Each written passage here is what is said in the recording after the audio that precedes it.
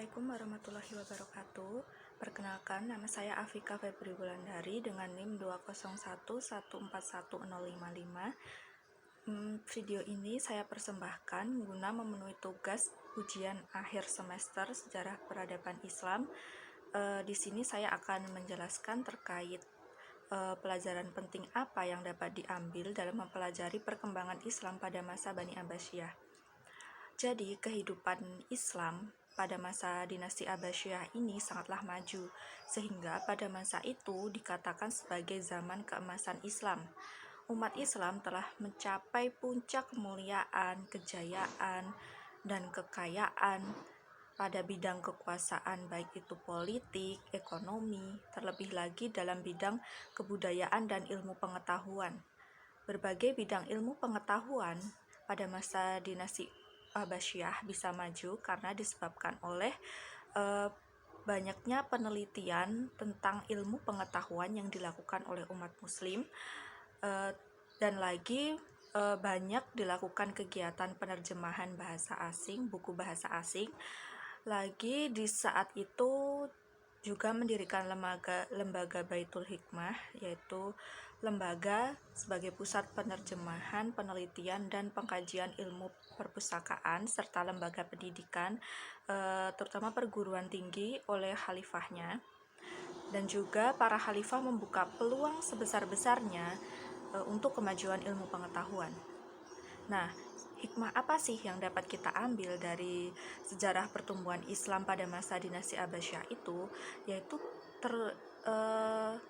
pertama, kita dapat meningkatkan keimanan kita kepada Allah Subhanahu wa Ta'ala dengan melaksanakan segala perintah dan menjauhi segala larangannya.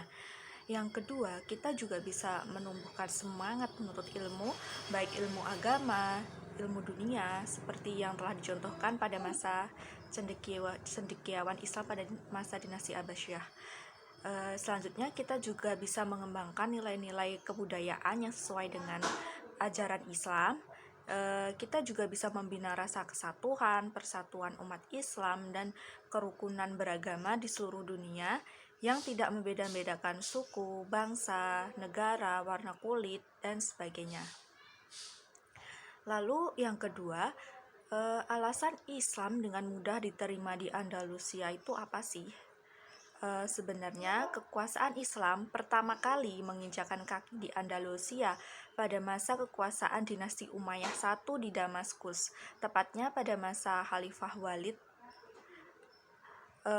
Tiga pahlawan Islam yang cukup familiar dalam peristiwa sejarah ini adalah Taurif Ibnu Malik, Tariq Ibnu Ziyad, dan Musa Ibnu Nusair. Eksekutor utama dari ekspansi Islam ke Andalusia adalah Tariq Ibnu Ziyad dengan dibantu oleh 12.000 orang prajurit. Tariq dengan gagah berhasil menaklukkan kota-kota penting di Andalusia seperti Granada, Toledo, dan Cordova. Penyebaran Islam di Andalusia mendapat tentangan keras pada awalnya dari Raja Rodrik, penguasa Andalusia saat itu. Namun, konflik intern antara Raja Rodrik dengan kaum Nasrani Arya yang ada di Andalusia waktu itu menjadi faktor lain yang memudahkan Tariq dalam melakukan misi penaklukannya. Konflik tersebut berawal dari kebijakan Raja Rodrik yang memaksa rakyatnya untuk meyakini Trinitas. Pemaksaan sang raja tersebut membuat rakyatnya akhirnya berujung dengan penindasan para kaum Nasrani Arya. Atas kejadian tersebut, salah seorang pemimpin dari kaum Nasrani Arya meminta bantuan kepada Panglima Tariq Ibnu Ziyad dan kemudian Tariq setuju setelah melakukan pertimbangan.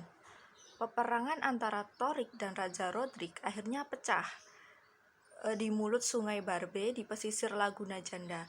Tariq berhasil mengalahkan Raja Rodrik yang bersama pasukannya yang berjumlah 25.000 dengan hanya berbekal pasukan 12.000 orang. Setelah terjadinya peperangan penting ini, pasukan Muslim dengan sangat mudah menaklukkan kota-kota Spanyol lainnya. Bahkan dapat dikatakan bahwa penaklukan selanjutnya terjadi tanpa disertai perlawanan yang berarti dari pasukan Kristen.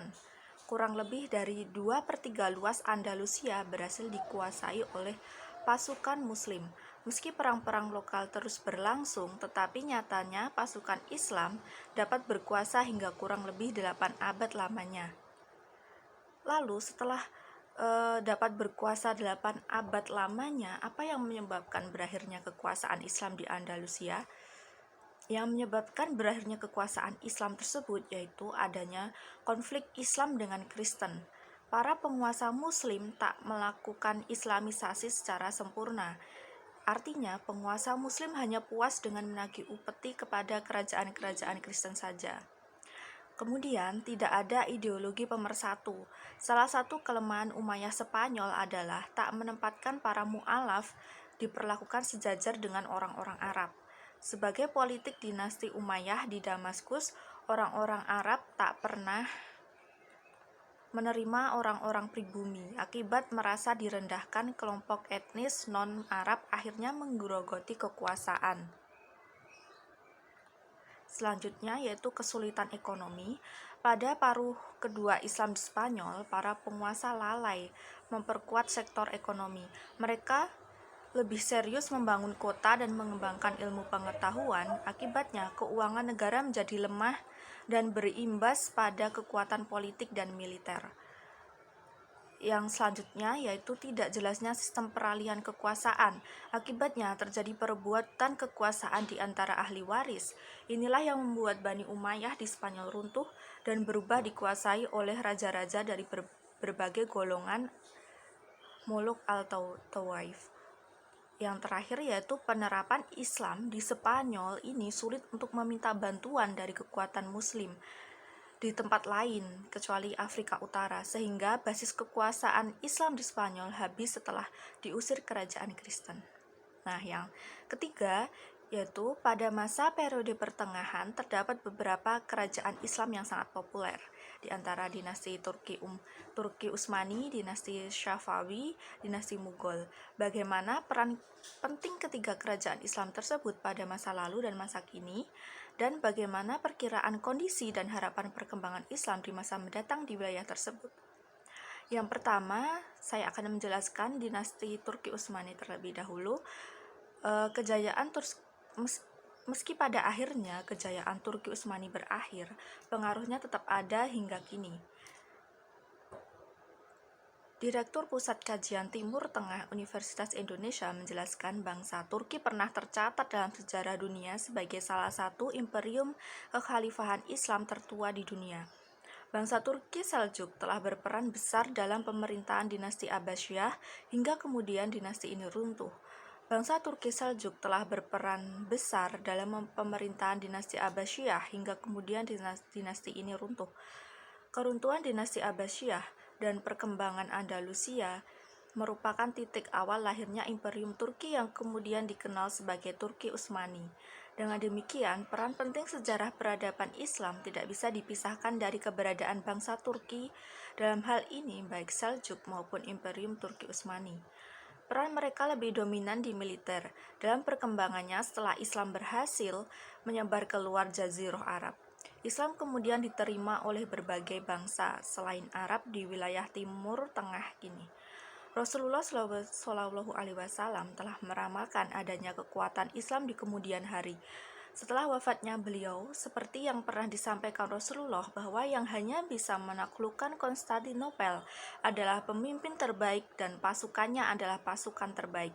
Dan ini semua telah diwujudkan oleh bangsa Turki melalui kepemimpinan Al-Fatih, merebut kota Konstantinopel yang kini Istanbul. Kekuatan dominan bangsa Turki dalam dunia militer pun kini bisa kita lihat bahwa Turki adalah salah satu negara yang memiliki kekuatan militer terkuat di negara-negara Muslim dan memiliki potensi sebagai militer terkuat di kawasan Timur Tengah. Kemudian perkembangan Islam di Turki pada masa mendatang diperkirakan karena saat ini komposisi agama penduduk Turki adalah 89% menganut agama Islam dari berbagai dominasi. Sebagian besar Muslim di Turki menganut paham Sunni dengan presentase 85% dari total keseluruhan penduduk Turki. Pengikut paham Islam Syiah berjumlah 4% dari total penduduk Turki. Di masa mendatang, Islam masih akan terus berkembang di Turki melihat Islam menjadi agama besar yang dianut di sana.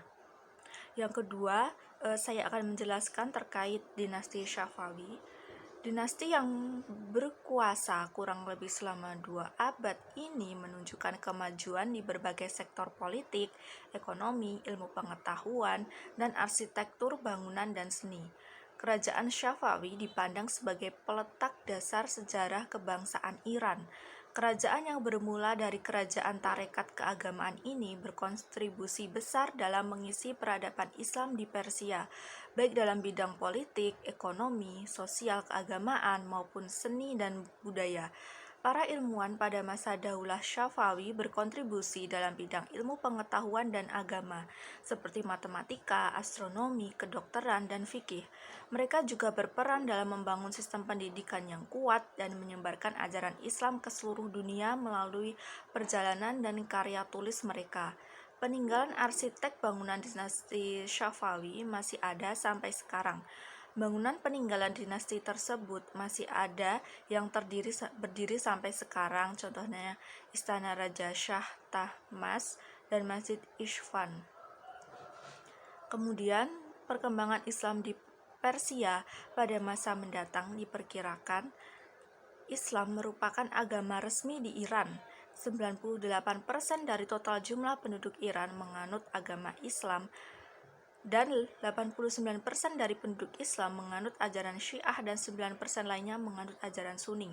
Kebanyakan mereka yang beraliran Sunni adalah suku Turkmen, suku Arab, suku Balochi, dan suku Kurdi.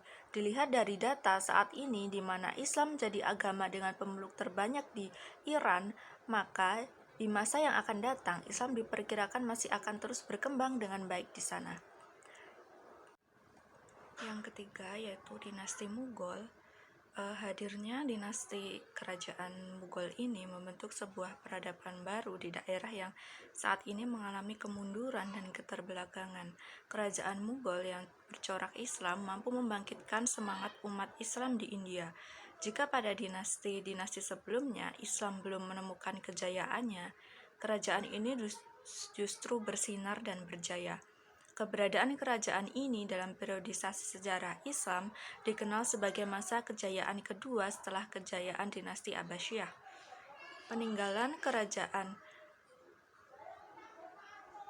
Peninggalan sejarah berupa bangunan yang masih dapat dinikmati sampai kini seperti Taj Mahal, Benteng Merah, Benteng Agra. Dinasti Mughal juga meninggalkan karya sastra yang indah. Kitab Akbar misalnya memaparkan sejarah kerajaan Mughal berdasarkan figur pemimpinnya. Sastrawan Mughal terkenal lainnya adalah Malik Muhammad Jayasi dengan karya monumental Fatwafat, sebuah karya alegoris yang mengandung kebajikan jiwa manusia. Dinasti Mughal juga banyak memberikan sumbangsih di bidang ilmu pengetahuan. Sejak berdirinya kerajaan itu, banyak ilmuwan yang datang ke India untuk menuntut ilmu. Bahkan istana Mughal pun menjadi pusat kebudayaan. Hal ini terjadi karena ada dukungan dari penguasa, bangsawan, dan ulama. Kemudian perkembangan Islam di India pada masa mendatang, yaitu saat ini Islam adalah agama terbesar kedua di Republik India setelah Hindu. Dengan lebih dari 14,4% penduduk negara tersebut menyebut diri sebagai Muslim, India merupakan negara dengan populasi Muslim terbesar kedua di dunia setelah Indonesia dan populasi terbesar dunia bagi Muslim minoritas. Melihat dari banyaknya Muslim di India di masa mendatang, umat Islam akan terus berkembang dan semakin banyak pemeluknya di India.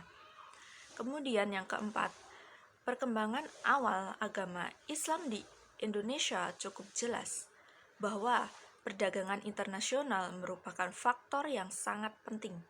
Kemungkinan besar para pedagang Muslim dari berbagai negara telah ada di wilayah maritim Asia Tenggara sejak periode awal Islam. Sumber-sumber paling awal melaporkan bahwa sejumlah penduduk asli telah memeluk agama Islam sejak abad ke-13. Sementara itu, batu-batu nisan mengindikasikan keberadaan sebuah kerajaan Muslim di Sumatera Utara pada tahun 1211. Mungkin kerajaan-kerajaan lokal mengadopsi agama baru ini karena bisa memberikan keuntungan-keuntungan tertentu dalam perdagangan dengan para pedagang asing yang sebagian besar beragama Islam. Tidaklah jelas mengapa para penduduk asli Nusantara tampaknya baru memeluk agama Islam berabad-abad setelah agama ini sudah tiba dan dikenal di wilayah tersebut.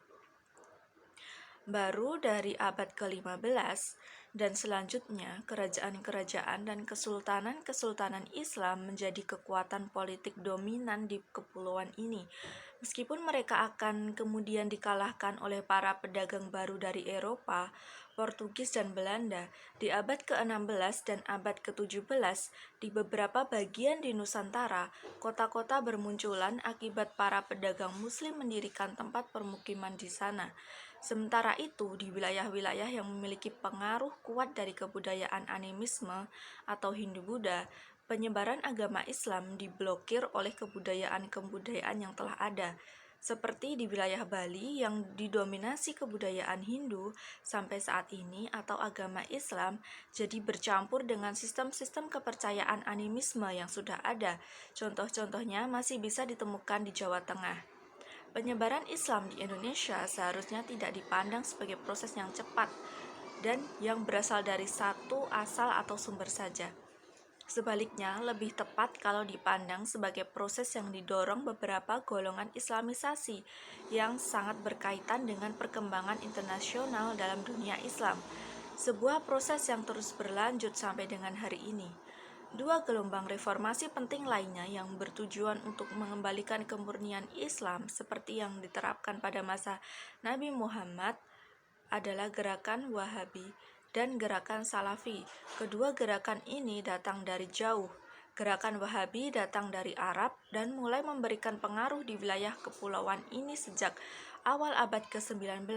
Sementara gerakan Salafi datang dari Mesir pada akhir abad ke-19. Kedua gerakan ini memiliki dampak yang sangat kuat dalam proses penyebaran agama Islam Ortodoks di Nusantara. Kendati begitu, gelombang-gelombang Islamisasi juga menyebabkan ketegangan dan perpecahan di dalam komunitas Islam di Indonesia karena tidak semua orang setuju dengan kedatangan gerakan Islam Ortodoks. Contohnya, perbedaan antara komunitas modernis santri dan komunitas tradisionalis abangan disebabkan karena reaksi komunitas tradisionalis melawan gerakan reformasi di abad ke-19. Perbedaan ini masih tampak dalam dua organisasi Islam yang paling berpengaruh di Indonesia pada saat ini. Muhammadiyah, sebuah organisasi sosial yang didirikan pada tahun 1900-an di Jawa, mewakili komunitas Islam modernis yang menolak Islam Jawa yang mistis, tradisional. Pada saat ini, kelompok ini memiliki banyak sekali anggota. Sebagai reaksi atas pendirian Muhammadiyah, para pemimpin tradisional Jawa mendirikan Nahdlatul Ulama pada tahun 1900-an. Para anggota NU masih dipengaruhi oleh elemen-elemen mistis sebelum kedatangan agama Islam. Para pemimpin NU juga cenderung lebih toleran pada agama-agama lain. Perkembangan Islam di daerah tempat tinggal saya sendiri, yaitu pada awalnya di daerah tempat tinggal saya masih kental dengan unsur Islam kejawen, di mana banyak terdapat tradisi berupa ritual-ritual keagamaan. Namun, seiring berjalannya waktu, tradisi tersebut mulai memudar dan masyarakat tidak menjalankannya lagi. Sekarang, masyarakat sekitar tempat tinggal saya lebih menganut Islam modern.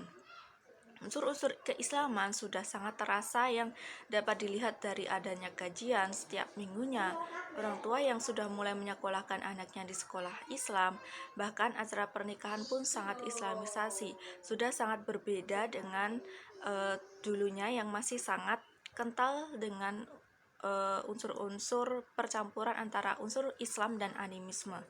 Sekian yang dapat saya sampaikan. Apabila ada kurangnya saya mohon maaf. Billahi taufik wal hidayah. Wassalamualaikum warahmatullahi wabarakatuh.